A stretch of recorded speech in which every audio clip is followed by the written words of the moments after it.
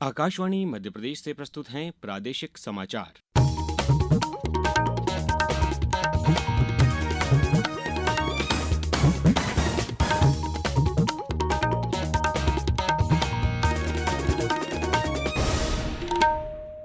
नमस्कार, समाचारों के साथ मैं अभिषेक कटियार। सबसे पहले इस बुलेटिन के मुख्य समाचार।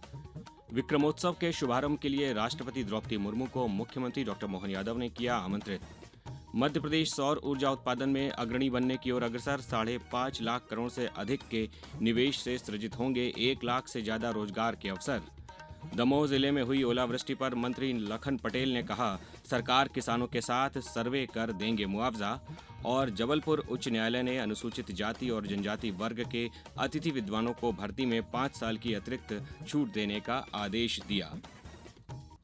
अब समाचार विस्तार से। मुख्यमंत्री डॉ मोहन यादव ने कल दिल्ली में राष्ट्रपति द्रौपदी मुर्मू से भेंट कर 30 मार्च को आयोजित होने वाले विक्रमोत्सव के शुभारंभ के लिए आमंत्रित किया। मुख्यमंत्री ने बताया कि गुड़ी पड़वा विक्रम संवत परिवर्तन का दिन है और वर्षों से इसका आयोजन मध्य प्रदेश में किया जाता है।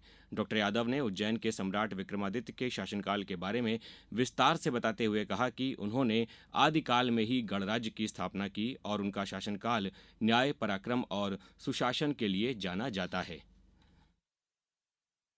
विक्रमादित्य के जीवन के वैसे तो बहुत सारे पक्ष हैं। ऐसा कहते हैं भगवान राम के बाद सुशासन के लिए सर्वाधिक रूप से जो जनता के दिलों पर राज किया, ऐसा कोई शासन है तो वो विक्रमादित्य का शासनकाल, जहाँ वो न्याय, प्रियता, दानशीलता, धैर्य, पराक्रम, पुरुषार्थ, वीरता, गंभीरता सभी क्षेत्रों में एक मनुष्य का एक सामाजिक रूप से पकड़ जिसकी हुई, ऐसा अद्वितीय व्यक्तित्व के नाते से विक्रमादित्य को भारत में नहीं, भारत के बाहर दुनिया भर में, भारत के सभी राज्यों में बहुत आदर के साथ विक्रमादित्य का नाम दिया जाता है। मुख्यमंत्री ने जानकारी दी कि आगामी 12, 13 और 14 अप्रैल को दिल्ली में भी विक्रमोत्सव का आयोजन किया जाएगा। उन्होंने कहा कि राज्य शासन का ध्येय है कि युवा पीढ़ी विक्रमादित्य के सिद्धांतों को पढ़े, समझे और अंगीकार करे। मुख्यमंत्री डॉ मोहन यादव ने कहा है कि प्रधानमंत्री नरेंद्र मोदी के नेतृत्व में भारत की सौर ऊर्जा उत्पादन क्षमता 32 गुना बढ़ी है, जिससे भारत दुनिया का तीसरा सबसे बड़ा सौर उत्पादक देश बन गया है। उन्होंने वर्ष 2030 तक कुल नवकरणीय ऊर्जा उत्पादन 500 गीगावाट तक करने का लक्ष्य किया है। डॉ यादव ने कहा कि प्रधानमंत्री के विजन को साकार करने के लिए मध्य प्रदेश सौर ऊर्जा के क्षेत्र में नया इतिहास रच रहा है। प्रदेश की नवकरणीय ऊर्जा क्षमता पिछले 1 दशक में 14 गुना से ज्यादा बढ़ी है। मुख्यमंत्री ने कहा कि जीआईएस भोपाल में मध्य प्रदेश की technology agnostic renewable energy policy के कारण नवकरणीय ऊर्जा क्षेत्र में भारी निवेश प्रस्ताव प्राप्त हुए हैं। उन्होंने कहा कि मध्य प्रदेश सरकार नवकरणीय ऊर्जा क्षेत्र में 5,21,279 करोड़ रुपए का निवेश आकर्षित कर रही है, जिससे 1,46,592 नौकरियां सृजित होंगी। मुख्यमंत्री ने बताया कि वर्तमान में राज्य की कुल अक्षय ऊर्जा क्षमता राज्य की कुल ऊर्जा क्षमता का लगभग 21% है। केंद्र ने 1 अप्रैल से प्याज निर्यात पर 20% शुल्क वापस ले लिया है। उपभोक्ता कार्य, खाद्य और सार्वजनिक वितरण मंत्रालय के अनुसार इससे किसानों को लाभकारी मूल्य सुनिश्चित होगा और उपभोक्ताओं के लिए प्याज की उपलब्धता भी बनी रहेगी। मंत्रालय ने कहा कि रबी फसलों के अधिक उत्पादन की संभावना के बाद थोक और खुदरा कीमतों में कमी आई है। एक अनुमान के अनुसार रबी मौसम में प्याज सहित अन्य फसलों के अधिक उत्पादन से आने वाले महीनों में बाजार मूल्यों में और कमी आने की संभावना है। घरेलू उपलब्धता सुनिश्चित करने के लिए पिछले वर्ष 13 सितंबर से 20% का निर्यात शुल्क लागू किया गया था।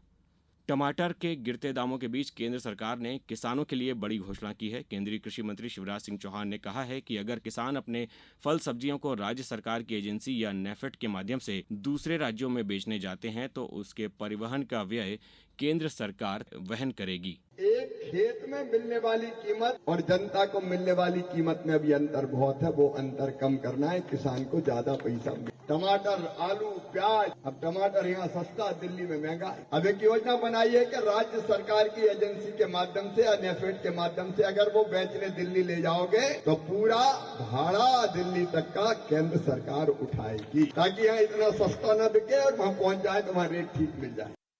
अब समाचारों में वक्त है एक ब्रेक का।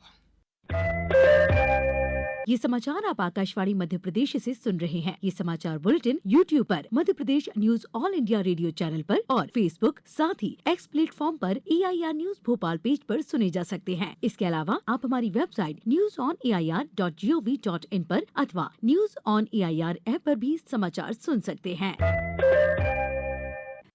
ब्रेक के बाद समाचार में एक बार फिर आपका स्वागत है। प्रदेश में ओले, बारिश और आंधी का दौर आज से थम जाएगा। वहीं अगले 3 दिन तक पारे में बढ़ोतरी होगी। इस दौरान तापमान 3 से 4 डिग्री तक बढ़ सकता है। मौसम विभाग के मुताबिक 25-26 मार्च से प्रदेश में नए सिस्टम का असर देखने को मिलेगा। इससे पहले कल भोपाल, इंदौर, उज्जैन में तीखी धूप रही तो शहडोल, रीवा, सीधी, मऊगंज, अनूपपुर आदि जिलों में ओले, बारिश और आंधी चली। सीधी में तेज बारिश के साथ ओले भी गिरे, जिससे चना, मसूर, अरहर और गेहूं की फसल को नुकसान पहुंचा है। शुक्रवार को दमोह जिले में भी ओलावृष्टि हुई थी।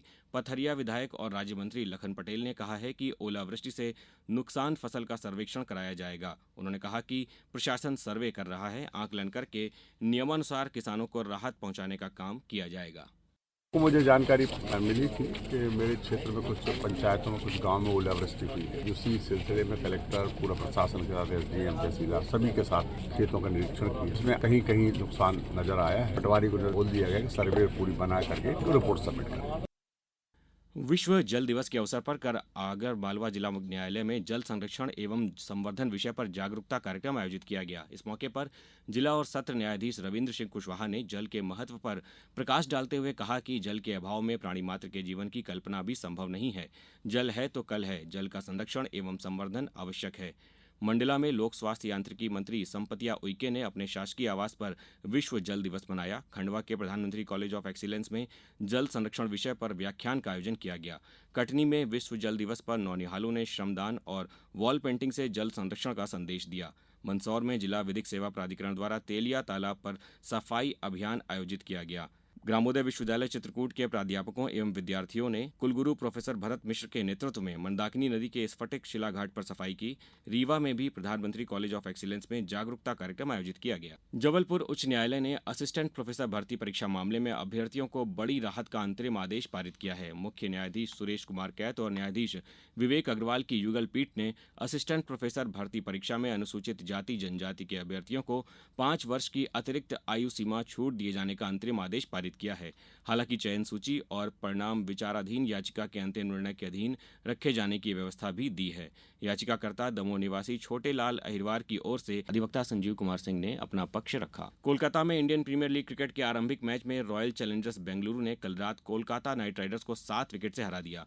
बेंगलुरु के कप्तान रजत पाटीदार ने टॉस जीतकर गेंदबाजी का निर्णय लिया। अजिंक्य रहाणे की नाइट राइडर्स ने पहले बल्लेबाजी करते हुए निर्धारित 20 ओवर में 8 विकेट पर 174 रन बनाए। बेंगलुरु के गेंदबाज कुणाल पांड्या ने 3 विकेट लिए। जवाब में बेंगलुरु ने विराट कोहली और फिलिप सॉल्ट के बीच 95 रन की साझेदारी की बदौलत 17वें ओवर में केवल 3 विकेट खोकर विजयी लक्ष्य हासिल कर लिया। अपना 400वां T20 मैच खेल रहे विराट कोहली 59 रन बनाकर नाबाद रहे। कुणाल पांड्या को प्लेयर ऑफ द मैच चुना गया। आईपीएल में आज हैदराबाद में सनराइजर्स हैदराबाद का सामना राजस्थान रॉयल्स से होगा। तो वहीं दूसरा मुकाबला मुंबई इंडियंस और चेन्नई सुपर किंग्स के बीच खेला जाएगा। अब कुछ समाचार संक्षेप में। भोपाल में कल आयोजित हुए कुशाभाऊ ठाकरे फाउंडेशन के 1 दिवसीय वैचारिक महाकुंभ में विभिन्न विचारकों और विशेषज्ञों ने अपने विचार साझा किए। इस कार्यक्रम में देश भर से 20 से अधिक प्रमुख वक्ताओं ने अहम विषयों पर अपने विचार रखे। भोपाल में शराब दुकानों के बाद अब भांग की दुकानों की नीलामी को लेकर आबकारी विभाग ने तैयारियां शुरू कर दी हैं। धार जिले के प्रधानमंत्री कॉलेज ऑफ एक्सीलेंस महाराजा भोज शासकीय स्नातकोत्तर महाविद्यालय में कल 2 दिवसीय राष्ट्रीय कार्यशाला का समापन हुआ। निवाड़ी जिला कलेक्टर के निर्देशन में माध्यमिक शिक्षा मंडल की परीक्षाओं का कल डिप्टी कलेक्टर विनीता जैन ने फ्लाइंग स्क्वाड की टीम के साथ निरीक्षण किया। विदिशा में कल केंद्रीय कृषि एवं किसान कल्याण और ग्रामीण विकास मंत्री शिवराज सिंह चौहान ने अटल बिहारी वाजपेयी शासकीय चिकित्सा महाविद्यालय में रक्त केंद्र भवन का लोकार्पण किया व ब्लड बैंक में संधारित व्यवस्थाओं का अवलोकन किया। मंदसौर जिले में राष्ट्रीय एनीमिया मुक्त भारत कार्यक्रम के तहत कल कार्यशाला स्वास्थ्य विभाग द्वारा आयोजित की गई। खंडवा जिले में टीबी मुक्त भारत अभियान के अंतर्गत चलाए जा रहे अभियान के तहत कल जन जागृति रैली आयोजित की जाएगी। कटनी में ग्राम पंचायत एवं ग्रामीण विकास विभाग के विकास कार्यों की समीक्षा के तहत प्रधानमंत्री ग्रामीण सड़क योजना की प्रगति की समीक्षा की गई और कटनी में खाद्य सुरक्षा एवं मानक अधिनियम के तहत खाद्य पदार्थ खेसरी दाल की मात्रा बटरी दाल में 2% से अधिक पाए जाने पर 1 लाख रुपए के अर्थदंड की शास्ति आरोपित की गई है। समाचारों में इतना ही। फिर मुलाकात होगी दोपहर 2:10 पर। नमस्कार।